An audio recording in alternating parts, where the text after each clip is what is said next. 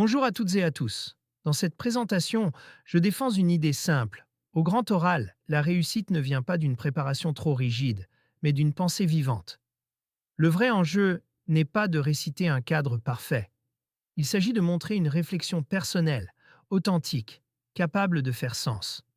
Nous allons donc opposer deux logiques, la pensée matricielle, qui enferme, et l'intelligence vive, qui relie, nuance et argumente. Voici le paradoxe de la préparation.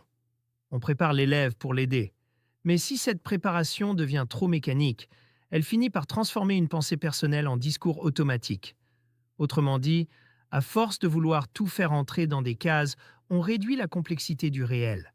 Et le risque, c'est de produire une parole correcte en apparence, mais déshumanisée et incapable de rendre compte des véritables enjeux du sujet. Cette diapositive oppose clairement deux approches.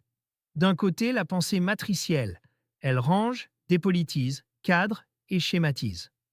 Elle rassure, mais elle enferme le sujet dans une logique mécanique. De l'autre, l'intelligence vive. Elle analyse, s'engage, relie et raisonne. Elle accepte la complexité et permet au candidat de construire une parole plus organique, plus personnelle et surtout plus pertinente pour le grand oral. Ici, je vous propose une ressource gratuite pour vous aider à progresser vers l'excellence au grand oral. Vous pouvez télécharger un extrait pour vous entraîner dès maintenant. Ici, on dépasse ce que j'appelle l'illusion de lucidité.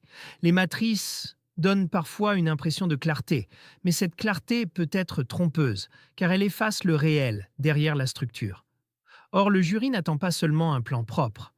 Il évalue aussi la solidité des connaissances et la capacité à relier les savoirs. Un discours trop scolaire ou trop schématique risque donc d'être pénalisé. La différence essentielle se joue ici entre classer et analyser.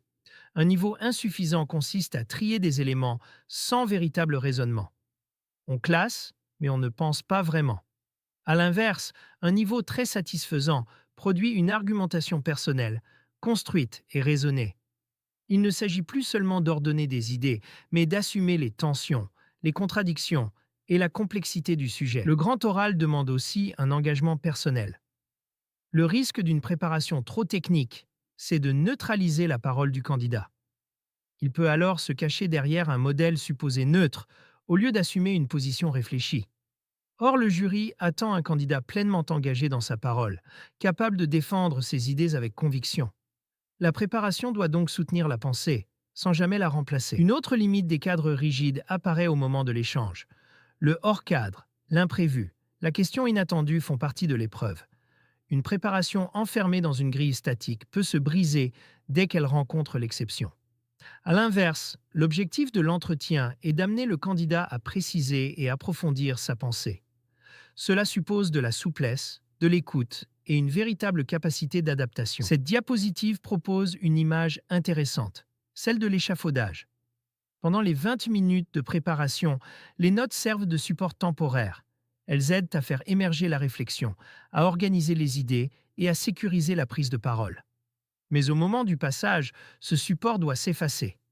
Le jour de l'oral, le candidat doit montrer qu'il maîtrise son sujet et qu'il est capable de sortir du cadre pour produire du sens. Ici, la synthèse met en évidence 5 différences majeures. Sur le plan, l'intelligence vive relie les savoirs au lieu de créer une simple illusion de lucidité. Dans l'argumentation, elle raisonne au lieu de classer mécaniquement. Dans la posture, elle assume l'engagement personnel. Dans l'échange, elle sait approfondir hors du cadre. Enfin, dans les notes de préparation, elle utilise le support comme un outil provisoire, au service du sens. Si vous souhaitez aller plus loin, vous pouvez accéder à l'ouvrage complet. Il vous accompagnera dans votre préparation pour viser une excellente note. Pour conclure, il faut retenir une idée centrale. La préparation du grand oral ne doit pas être une mise en boîte de la pensée. Elle doit au contraire développer une intelligence vivante, capable d'argumenter au-delà des automatismes. Préparer ne signifie donc pas enfermer.